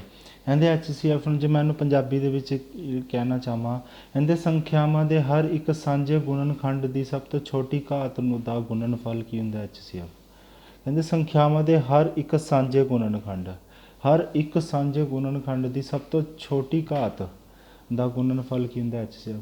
ਕਹਿੰਦੇ LCM ਕੀ ਹੁੰਦਾ, ਸੰਖਿਆਵਾਂ ਵਿੱਚ ਆਏ ਹਰ ਇੱਕ ਅਭਾਜ ਗੁਣਨਖੰਡ ਦੀ ਸਭ ਤੋਂ ਵੱਡੀਆਂ ਘਾਤਾਂ ਦਾ ਗੁਣਨਫਲ ਕੀ ਹੁੰਦਾ LCM। ਹੁਣ LCM ਤੁਹਾਨੂੰ ਪਤਾ ਲੱਗ ਗਿਆ ਕੀ ਚੀਜ਼ ਹੁੰਦੀ ਹੈ, ਅਤੇ ਤੁਹਾਨੂੰ HCF ਪਤਾ ਲੱਗ ਗਿਆ ਕੀ ਹੁੰਦਾ। ਜੇਕਰ ਤੁਹਾਨੂੰ ਮੈਂ ਇਹਦੇ ਉੱਤੇ ਕੁਐਸਚਨ ਦੇਵਾਂ ਕਿ ਹਾਂ ਵੀ LCM ਕਰਕੇ ਦਿਖਾਓ, HCF ਕਰਕੇ ਦਿਖਾਓ, ਤਾਂ ਤੁਹਾਨੂੰ ਮੈਂ ਸਿਖਾ ਦੇਣਾ। ਹੁਣ ਤੁਹਾਨੂੰ 10ਵੀਂ ਦੇ ਅਕੋਰਡਿੰਗ ਤਾਂ ਸਿਖਾਤਾ ਹੈ ਕਿ HCF ਕਿਵੇਂ ਕੱਢਦੇ ਆ, LCM ਕਿਵੇਂ ਕੱਢਦੇ ਆ, ਥੋੜ੍ਹਾ ਹੋਰ ਡਿਟੇਲ ਦੇ ਵਿੱਚ ਸਿਖਾ ਦੇਣਾ ਤਾਂ ਜੋ ਤੁਹਾਨੂੰ ਕਲੀਅਰ ਹੋ ਜਾਏ। ਹੁਣ ਤੁਹਾਨੂੰ ਮੈਂ HCF ਉੱਥੇ ਕੱਢਣਾ ਸਿਖਾਇਆ, ਹੁਣ ਮੈਂ ਤੁਹਾਨੂੰ HCF ਬਹੁਤ ਹੀ ਆਸਾਨ ਤਰੀਕੇ ਨਾਲ ਸਮਝਾਊਂਗਾ ਕਿ ਆਪਾਂ HCF ਨੂੰ ਹੋਰ ਕਿਸ ਤਰੀਕੇ ਨਾਲ ਆਪਾਂ ਇਹਨੂੰ ਕਰ ਸਕਦੇ ਹਾਂ। ਜਿਵੇਂ ਤੁਹਾਨੂੰ ਮੈਂ ਕੁਐਸਚਨ ਦੇ ਰਿਹਾ, ਹੁਣ ਕੁਐਸਚਨ ਦੇਖੋ, ਆਪਾਂ HCF ਨੂੰ ਕਰਨਾ। ਹੁਣ ਮੰਨ ਲਓ ਮੈਂ ਤੁਹਾਨੂੰ ਕਹਦਾ ਕਿ ਹਾਂ ਬਈ 10 ਤੇ 15 ਦਾ HCF ਕੱਢ ਕੇ ਦਿਖਾਓ, 10 ਤੇ 15 ਦੇ ਵਿੱਚ HCF ਕੱਢੋ। ਤਾਂ ਕੀ ਕਰਨਾ ਹੁੰਦਾ, 10 ਤੇ 15 ਆਪਾਂ ਉਰੇ ਲਿਖ ਲਿਆ, ਠੀਕ ਹੈ। ਉਰੇ ਆਪਾਂ ਕੀ ਲਿਖਿਆ, ਇਹ ਕਿੰਨੇ 'ਤੇ ਜਾ ਰਿਹਾ 5, ਇੱਥੇ ਕੀ ਆਜੂ 2 ਅਤੇ ਇੱਥੇ ਕਿੰਨਾ ਆਜੂ 3। ਤਾਂ ਹੁਣ ਇਹ 2 ਕਿਸੇ 2 ਖੁਦ ਦੇ 'ਤੇ ਜਾ ਰਿਹਾ ਅਤੇ 3 ਵੀ ਖੁਦ 'ਤੇ ਜਾ ਰਿਹਾ, ਕਿਸੇ ਹੋਰ ਚੀਜ਼ 'ਤੇ ਨਹੀਂ ਜਾ ਰਿਹਾ। ਤਾਂ ਇਸ ਦਾ ਮਤਲਬ ਜਿਹੜਾ HCF ਹੋਏਗਾ ਉਹ 5 ਹੋਏਗਾ। ਸਿੰਪਲ, HCF ਕੀ ਹੋਏਗਾ, ਸਿਰਫ 5 ਹੋਏਗਾ। ਹੁਣ ਕੁਐਸਚਨ ਨੰਬਰ 2 ਹੋਰ ਕੁਐਸਚਨ ਕਰਾਂਗੇ ਤਾਂ ਤੁਹਾਨੂੰ ਹੋਰ ਜ਼ਿਆਦਾ ਕਲੈਰਿਟੀ ਹੋਊਗੀ। ਅਗਰ ਮੰਨ ਲਓ ਤੁਹਾਨੂੰ ਮੈਂ ਕਹਾਂ 12 36 48 ਇਹਨਾਂ HCF ਕੱਢ ਕੇ ਦਿਖਾਓ, ਫਾਈਂਡ HCF, ਇਹਦਾ HCF ਕੱਢੋ। ਤਾਂ 12 36 48 ਇਹਨੂੰ ਲਿਖਾਂਗੇ ਆਪਾਂ ਉਰੇ। ਤਾਂ ਹੁਣ ਇੱਥੇ ਆਪਾਂ ਕਿਤੇ ਵੰਡ ਲਿਆ 12 'ਤੇ, ਇੱਥੇ ਕੀ ਆ ਜਾਊ 1, ਇੱਥੇ ਆ ਜਾਊ 3, ਇੱਥੇ ਕੀ ਆ ਜਾਊਗਾ 4। ਹੁਣ 1 ਵੀ 1 'ਤੇ ਜਾ ਰਿਹਾ, 3 ਵੀ। ਤਾਂ ਹੁਣ ਇਹ ਕੀ ਆ ਆਪਣਾ, ਹੁਣ ਇੱਥੇ ਕੀ ਆ ਜਾਊਗਾ 4, ਠੀਕ ਹੈ। ਜੇਕਰ ਆਪਾਂ ਇਹਨੂੰ ਦੂਜੇ ਤਰੀਕੇ ਨਾਲ ਕੱਢ ਕੇ ਦੇਖੀਏ ਕਿ ਆਪਾਂ ਜਦੋਂ ਆਪਾਂ ਛੋਟੀ ਰਕਮਾਂ ਨੂੰ ਲੈ ਕੇ ਚੱਲਦੇ ਹਾਂ ਤਾਂ ਛੋਟੀ ਰਕਮਾਂ ਦੇ ਵਿੱਚ ਇਹਨੂੰ ਆਪਾਂ 2 ਲਿਖ ਦਿੰਦੇ ਹਾਂ। ਇੱਥੇ ਕੀ ਲਿਖਾਂਗੇ ਆਪਾਂ 6, ਇੱਥੇ ਕਿੰਨਾ ਲਿਖਾਂਗੇ ਆਪਾਂ ਜੇਕਰ 1 ਅਤੇ ਇੱਥੇ ਲਿਖਾਂਗੇ 18, ਅਤੇ ਇੱਥੇ ਕੀ ਲਿਖਾਂਗੇ ਆਪਾਂ 2 ਅਤੇ ਇੱਥੇ ਕਿੰਨਾ 24, ਠੀਕ ਹੈ। ਫਿਰ ਆਪਾਂ ਇਹਨੂੰ ਇਹ ਕਿਤੇ ਜਾ ਰਿਹਾ 3 'ਤੇ, ਤਾਂ ਆਪਾਂ ਇਹਨੂੰ ਇੱਥੇ ਲਿਖਾਂਗੇ 2, ਠੀਕ ਹੈ।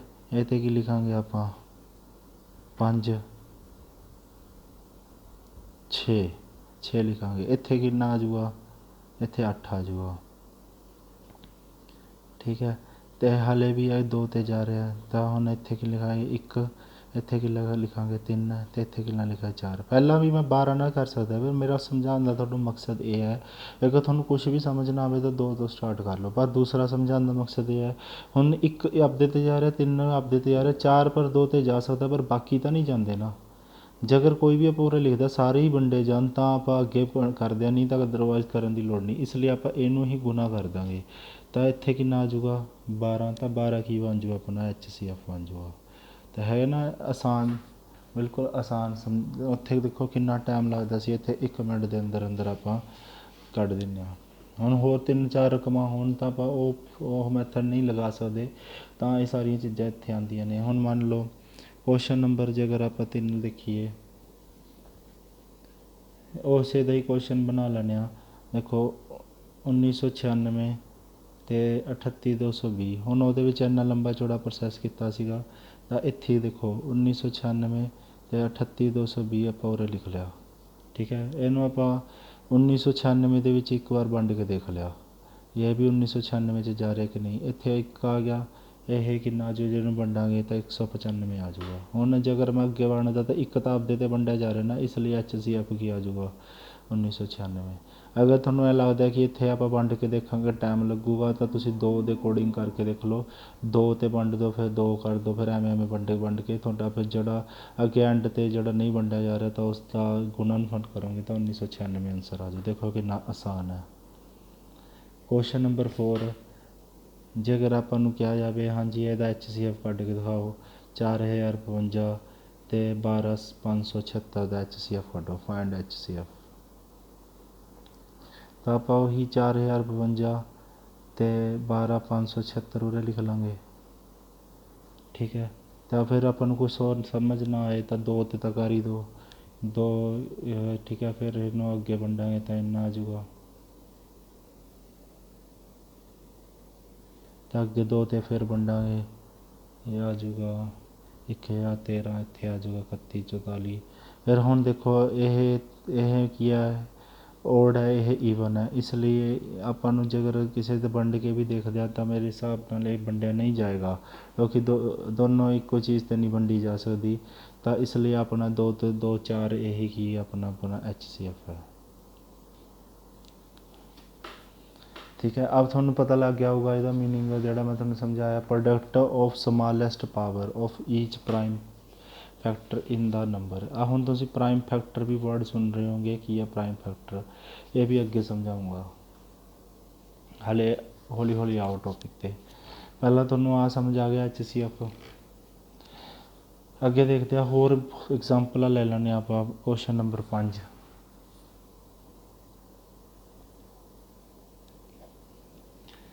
ਜਿਵੇਂ ਹੁਣ ਤੁਹਾਨੂੰ ਪੁਆਇੰਟਾਂ ਦੇ ਵਿੱਚ ਆ ਜੇ 0.63 ਅਤੇ 1.05, ਇਹਦਾ ਕਹਿੰਦੇ ਕਿ HCF ਕੱਢ ਕੇ ਦਿਖਾਓ।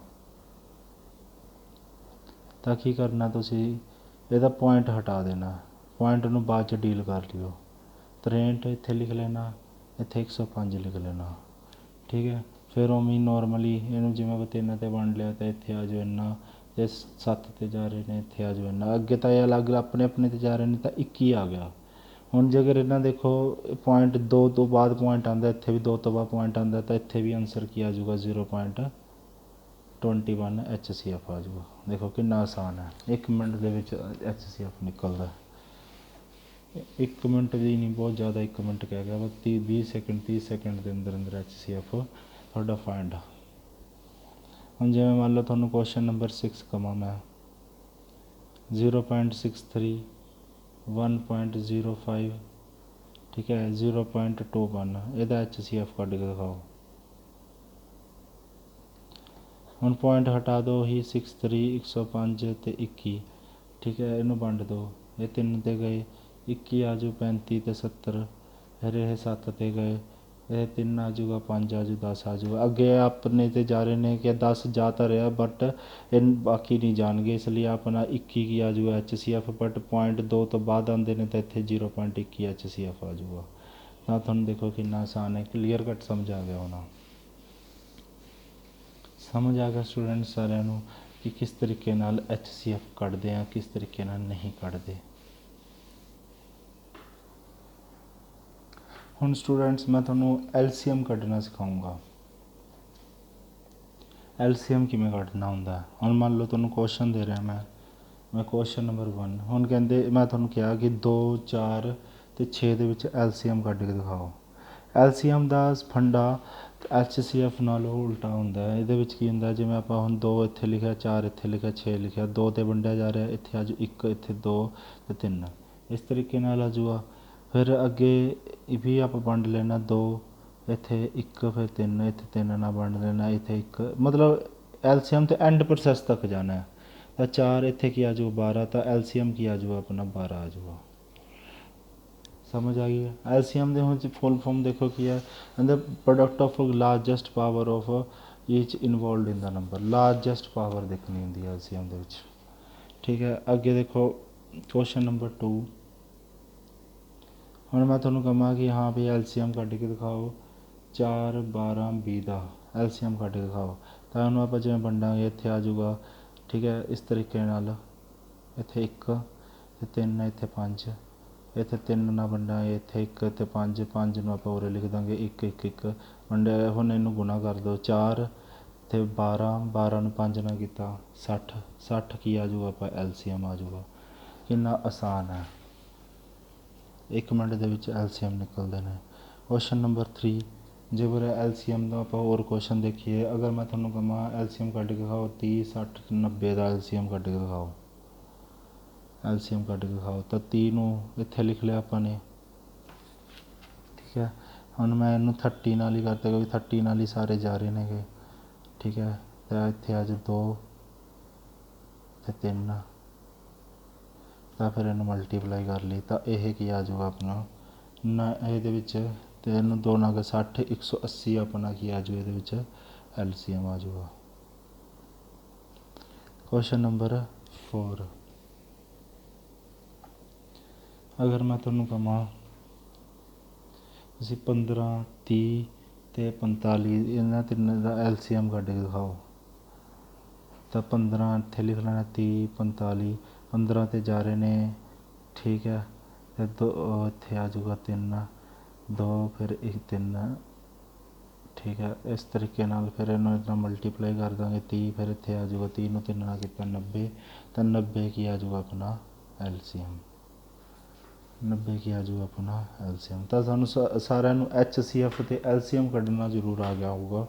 HCF ਕਿਵੇਂ ਕੱਢਦੇ ਹਾਂ, LCM ਕਿਵੇਂ ਕੱਢਦੇ ਹਾਂ, ਅਤੇ ਤੁਹਾਨੂੰ ਮੈਂ ਉਹਦੇ ਅਕੋਰਡਿੰਗ ਵੀ ਦੱਸਦਾ, ਠੀਕ ਹੈ, कि HCF ਦੇ ਵਿੱਚ ਯੂਕਲਿਡ ਵੰਡ ਐਲੋਗਰਿਥਮ ਦੇ ਅਕੋਰਡਿੰਗ ਵੀ ਮੈਂ ਤੁਹਾਨੂੰ ਦੱਸਦਾ ਕਿ ਕਿਸ ਤਰੀਕੇ ਨਾਲ ਉੱਥੇ ਕੱਢਦੇ ਹੁੰਦੇ ਆ। ਸਮਝ ਆ ਗਈ ਸਟੂਡੈਂਟਸ? ਅੱਗੇ ਦੇਖਦੇ ਆਪਾਂ। ਤਾਂ ਸਟੂਡੈਂਟਸ ਅੱਗੇ ਦੇਖੋ ਕਿ ਕਿਸ ਤਰੀਕੇ ਨਾਲ ਆਪਾਂ ਨੂੰ ਜਿਵੇਂ ਪੇਪਰ ਦੇ ਵਿੱਚ ਵੀ ਕੁਐਸਚਨ ਆ ਸਕਦੇ ਨੇ। ਹੁਣ ਜਿਵੇਂ ਆਪਾਂ ਉਸ ਤਰ੍ਹਾਂ ਐਕੂਲੇਟ ਡੈਲੀਮਾ ਵਾਲਾ ਸਿਸਟਮ ਇਹਦੇ ਵਿੱਚ ਸਮਝਿਆ ਹੈ ਕਿ ਆਪਾਂ ਹੁਣ ਇਹਦੇ ਵਿੱਚ ਦੇਖੋ ਆਪਾਂ ਨੇ ਕਿਹਾ ਕਿ A = BQ + R, ਠੀਕ ਹੈ। ਤੁਹਾਨੂੰ ਮੈਂ ਕਿਹਾ ਜੇਕਰ ਇਹ ਹੈ ਤਾਂ ਵੇਅਰ ਉਹ ਬਰਾਬਰ ਜਾਂ ਵੱਡਾ ਹੈ R ਤੋਂ, ਤਾਂ R ਤੋਂ ਵੱਡਾ ਹੈ B, ਠੀਕ ਹੈ। ਹੁਣ ਜਿਵੇਂ ਕੁਐਸਚਨ ਆ ਗਿਆ if B = 3 find the value of R, find the value of R find ਕਰੋ। ਤਾਂ ਹੁਣ ਦੇਖੋ A = ਠੀਕ ਹੈ BQ + R, ਤਾਂ A = ਹੁਣ ਇਹਦੇ ਵਿੱਚ ਕੀ ਹੈ ਵੇਅਰ ਇਹ 0 ਤੋਂ ਬਰਾਬਰ ਜਾਂ ਵੱਡਾ ਹੈ R ਤੋਂ ਵੱਡਾ ਹੈ 3। R ਕੀ ਹੈ ਇਹਦੇ ਵਿੱਚ R ਇਹਦੇ ਵਿੱਚ ਹੁਣ ਦੇਖੋ R ਕਿਵੇਂ ਪਤਾ ਲੱਗੀ A = ਜੇਕਰ B ਆਪਾਂ ਨੂੰ 3 ਦਿੱਤੀ ਹੋਈ ਹੈ ਤਾਂ B ਦੇ ਨਾਲ Q ਆਪਾਂ ਨੂੰ ਪਤਾ ਨਹੀਂ, ਤਾਂ R ਇੱਥੇ ਲਿਖ ਲਿਆ। ਹੁਣ Q ਦੇ ਨਾਲ ਕੀ ਹੈ, ਹੁਣ ਇੱਥੇ ਜੇਕਰ ਆਪਾਂ ਨੂੰ ਇਹ ਪਤਾ ਲੱਗ ਗਿਆ ਕਿ 0 ਤੋਂ ਵੱਡਾ ਹੈ R ਬਰਾਬਰ ਜਾਂ ਵੱਡਾ ਹੈ R ਤੋਂ ਵੱਡਾ ਹੈ 3।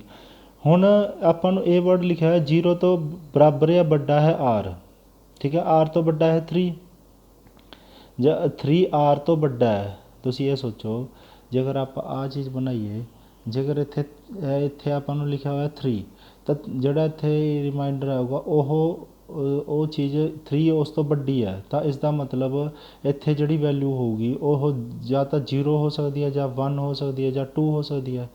3 ਤਾਂ ਨਹੀਂ ਹੋ ਸਕਦੀ ਕਿਉਂਕਿ ਤੁਹਾਨੂੰ ਪਤਾ ਜਿਹੜਾ 3 ਹੈ ਉਹ R ਤੋਂ ਵੱਡਾ ਹੈ। ਜਦ ਹੁਣ ਇੱਥੇ ਰਿਮਾਈਂਡਰ 'ਚ ਜਿਹੜਾ ਬਾਕੀ 'ਚ 0 ਵੀ ਹੋ ਸਕਦਾ, 1 ਵੀ ਹੋ ਸਕਦਾ, 2 ਵੀ ਹੋ ਸਕਦਾ, ਠੀਕ ਹੈ। ਤਾਂ ਇਹਦੇ ਵਿੱਚ ਜਿਹੜੀ ਆਪਾਂ R ਦੀ ਵੈਲਿਊ ਇਹਦੇ ਵਿੱਚ ਕੀ ਲਿਖਾਂਗੇ, ਇਹ ਤਾਂ 0 ਵੀ ਹੋ ਸਕਦੀ ਹੈ, 1 ਵੀ ਹੋ ਸਕਦਾ, 2 ਵੀ ਹੋ ਸਕਦਾ। ਸਮਝ ਆਈ ਗੱਲ? ਆਹ ਚੀਜ਼ ਆ ਮੇਰੀ, ਆਹ ਸਮਝ ਆ ਗਿਆ ਸਾਰਿਆਂ ਨੂੰ।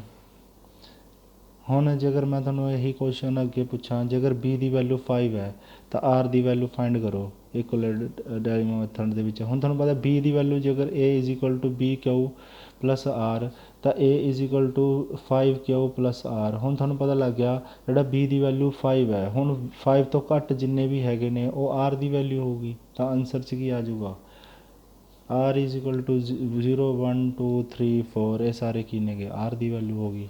ਤਾਂ ਸਾਰਿਆਂ ਨੂੰ ਸਟੂਡੈਂਟਸ ਨੂੰ ਕਲੀਅਰ ਹੋ ਗਿਆ ਹੋਣਾ। ਹੁਣ ਅੱਗੇ ਥਿਊਰੀ ਆਉਂਦੀ ਹੈ ਇੱਕ ਥਿਊਰਮ 1.2 ਜਿਹਦਾ ਨਾਮ ਹੈ ਫੰਡਾਮੈਂਟਲ ਥਿਊਰਮ ਆਫ ਅਰਥਮੈਟਿਕ, ਠੀਕ ਹੈ। Fundamental theorem of arithmetic. ਹੁਣ ਇਹ ਥਿਊਰਮ 'ਚ ਕੀ ਹੈ, ਕਹਿੰਦੇ every composite number can be expressed factorized as a product of primes, and this factorization of unique एक part form the order in which the prime factor occurs। ਹੁਣ ਦੇਖੋ ਹੁਣ ਇਹਦੇ ਵਿੱਚ ਕੀ ਹੈ, ਆਪਾਂ ਨੇ ਫੈਕਟਰ ਬਣਾਉਣੇ ਨੇ, ਫੈਕਟਰ ਦੇ ਵਿੱਚ ਆਹ ਫੈਕਟਰ ਆਪਾਂ ਨੇ ਫਾਈਂਡ ਕਰਨੇ ਨੇ। ਹੁਣ ਤੁਹਾਨੂੰ ਇਹ ਫੈਕਟਰ ਕਿਵੇਂ ਬਣਾਉਂਦੇ ਨੇਗੇ ਮੈਂ ਤੁਹਾਨੂੰ ਇਹੀ ਸਮਝਾਊਂਗਾ। ਹੁਣ ਦੇਖੋ ਜੇਕਰ ਆਪਾਂ ਨੂੰ ਕਿਹਾ ਜਾਵੇ ਕਿ 10 ਦਾ ਫੈਕਟਰ ਬਣਾਉਣਾ ਹੈ, ਇਹਦਾ ਕੁਐਸਚਨ ਕਿਹਾ ਜਾਵੇ ਕੁਐਸਚਨ ਦੇ ਵਿੱਚ ਕਿ 10 ਦਾ ਫੈਕਟਰ ਬਣਾਉਣਾ।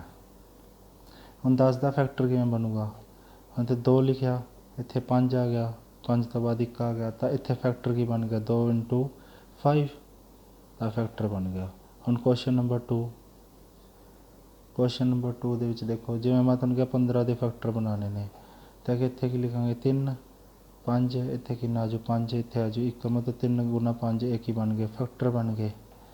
ਹੁਣ ਕੁਐਸਚਨ ਨੰਬਰ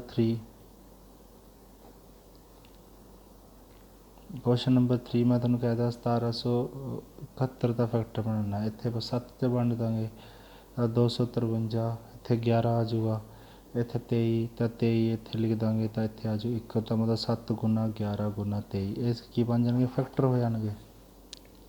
ਤਾਂ ਤੁਹਾਨੂੰ ਫੈਕਟਰ ਕਲੀਅਰ ਹੋ ਗਏ ਕਿਵੇਂ ਆ। ਹੁਣ ਐਵੇਂ ਤੁਹਾਡੇ ਜਿਵੇਂ ਬੁੱਕ ਦੇ ਵਿੱਚ ਕੁਐਸਚਨ ਦਿੱਤੇ ਹੋਏ ਨੇਗੇ ਦੇਖੋ ਪ੍ਰਸ਼ਨਾਵਲੀ 1.2 ਦੇ ਵਿੱਚ ਦੇਖੋ ਸਭ ਤੋਂ ਪਹਿਲਾਂ ਲਿਖਿਆ ਹੋਇਆ ਹੇਠਾਂ ਦਿੱਤੀਆਂ ਸੰਖਿਆਵਾਂ ਨੂੰ ਅਭਾਜ ਗੁਣਨਖੰਡਾਂ ਦੇ ਗੁਣਨਫਲ ਦੇ ਰੂਪ ਵਿੱਚ ਲਿਖੋ। ਠੀਕ ਹੈ ਹੁਣ ਇਹ ਦਿੱਤਾ ਹੋਇਆ ਹੁਣ ਆਪਾਂ ਨੂੰ 140 156 3825 ਇਹ ਸਾਰੇ ਆਪਾਂ ਨੂੰ ਫੈਕਟਰ ਬਣਾਉਣੇ ਨੇ। ਹੁਣ ਇਹਨਾਂ ਦੇ ਆਪਾਂ ਫੈਕਟਰ ਬਣਾ ਲੈਣੇ ਸਟੈਪ ਬਾਏ ਸਟੈਪ। ਤਾਂ ਕੁਐਸਚਨ ਤਾਂ ਤੁਸੀਂ ਦੇਖ ਹੀ ਲਿਆ ਹੋਊਗਾ। ਹੁਣ ਆਪਾਂ ਇਹਨਾਂ ਦੇ ਬਣਾਉਂਦੇ ਹਾਂ ਫੈਕਟਰ। ਹੁਣ ਦੇਖੋ ਜਿਵੇਂ ਪਹਿਲਾ ਕੁਐਸਚਨ ਸੀਗਾ 140 ਦਾ ਫੈਕਟਰ ਬਣਾਓ। 140 ਨੂੰ ਆਪਾਂ ਉਰੇ ਲਿਖ ਲਿਆ 140 ਕਿਤੇ ਜਾ ਰਿਹਾ 2 ਤੇ 70 ਆਪਾਂ ਉਰੇ ਲਿਖ ਲਿਆ 2 ਇੱਥੇ ਕਿੰਨਾ ਜੋ 35 ਇੱਥੇ 7 ਤੇ ਜਾ ਰਿਹਾ ਤਾਂ ਇੱਥੇ 5 ਤਾਂ 5 ਨੂੰ ਇੱਥੇ ਲਿਖ ਲਾਂਗੇ ਤਾਂ ਕੀ ਫੈਕਟਰ ਬਣ ਜਾਊਗਾ 2 × 2 × 7 × 5 ਤਾਂ ਫੈਕਟਰ ਬਣ ਜਾਣਗੇ। ਦੂਸਰਾ ਸੀਗਾ 156 ਦਾ ਫੈਕਟਰ ਬਣਾਉਣਾ ਤਾਂ 156 ਆਪਾਂ ਉਰੇ ਲਿਖਿਆ 2 ਤੇ ਜਾ ਰਿਹਾ ਤਾਂ 78 ਤਾਂ 2 ਨੂੰ ਆਪਾਂ ਵੱਡਾ ਇੱਥੇ ਲਿਖ ਦਾਂਗੇ 2 ਤਾਂ 2 ਤੋਂ ਬਾਅਦ ਫਿਰ ਇੱਥੇ 39 ਆ ਜਾਊਗਾ 3 ਆਪਾਂ ਉਰੇ ਲਿਖ ਦਾਂਗੇ ਤਾਂ ਇੱਥੇ 13 ਤੇ ਇੱਥੇ ਕਿੰਨਾ ਆ ਜਾਊ 1 ਤਾਂ ਮਤਲਬ 2 × 2 × 3 × 13 ਇਹ ਕੀ ਬਣ ਜਾਊਗਾ ਫੈਕਟਰ ਬਣ ਜਾਣਗੇ।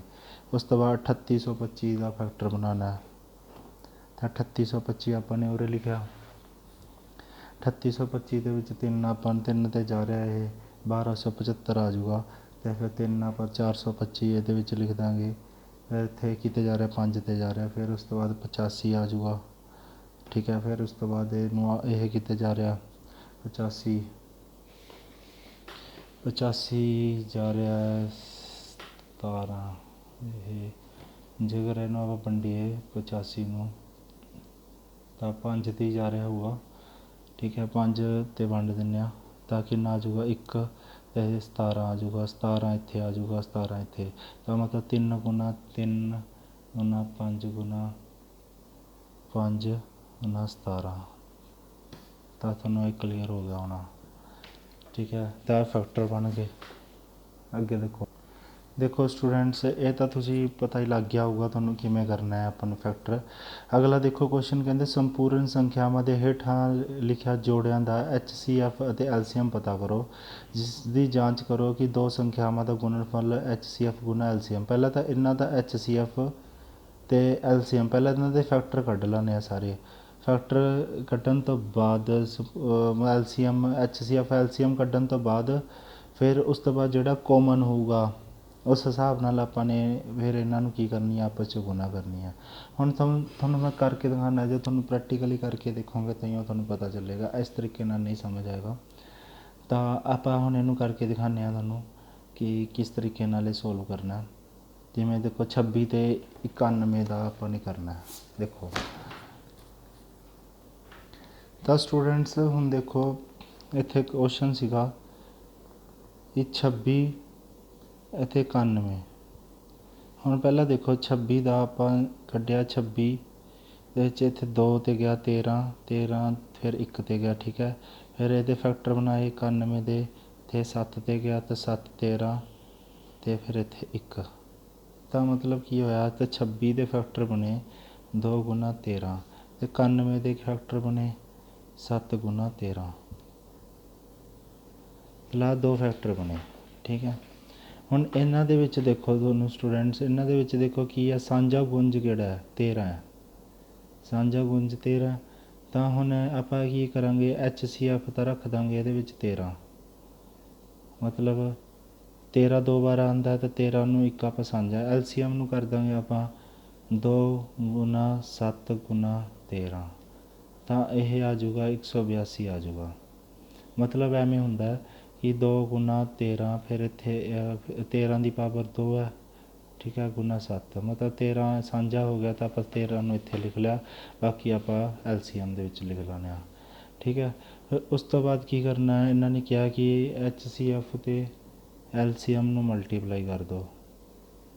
HCF ਕਿੰਨਾ 13, LCM ਕਿੰਨਾ ਆਪਣਾ 182, ਇਹਨੂੰ ਕਰੋਗੇ ਤਾਂ 2366 ਆ ਜਾਊਗਾ।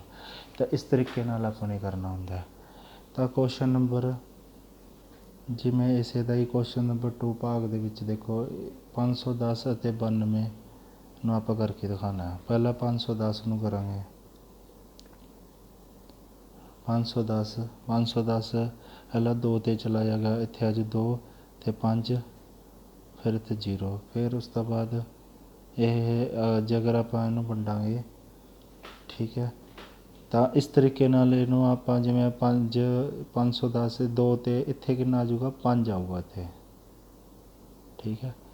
ਤਾਂ ਇੱਥੇ ਆ ਜਾਊਗਾ, ਹੁਣ ਅੱਗੇ ਜੇਕਰ ਵੰਡਾਂਗੇ 3 'ਤੇ ਵੀ ਚਲਾ ਜਾਊਗਾ, ਤਾਂ 3 'ਤੇ ਚਲਾ ਗਿਆ ਤਾਂ ਇੱਥੇ ਆ ਜਾਊਗਾ ਇਹ 8 5, ਠੀਕ ਹੈ।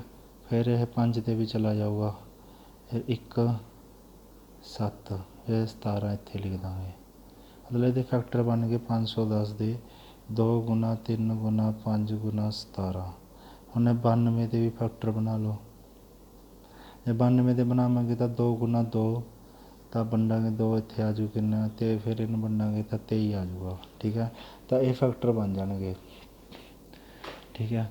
ਜਿਵੇਂ ਇਹਨੂੰ ਬਣਾਵਾਂਗੇ 92 ਨੂੰ 2 ਇੱਥੇ ਆ ਜਾਊਗਾ ਅਤੇ 4 ਅਤੇ 1 ਅਤੇ 6, ਠੀਕ ਹੈ। ਫਿਰ ਉਸ ਤੋਂ ਬਾਅਦ 2, ਫਿਰ 2 ਇੱਥੇ 3, ਫਿਰ 23 ਆ ਜਾਊਗਾ, ਫਿਰ ਐਵੇਂ ਇਸ ਤਰੀਕੇ ਨਾਲ, ਠੀਕ ਹੈ। ਫਿਰ ਉਸ ਤੋਂ ਬਾਅਦ ਦੇਖੋ ਹੁਣ ਇਹਨਾਂ ਦੇ ਵਿੱਚ 2 ਕੀ ਹੈ ਆਪਣਾ, 2 ਕਿੰਨੇ ਵਾਰ, 2 ਇੱਥੇ 2 ਵਾਰ ਸਾਂਝਾ ਹੈ, 2 ਵਾਰ ਲਿਖ ਦਾਂਗੇ, ਠੀਕ ਹੈ।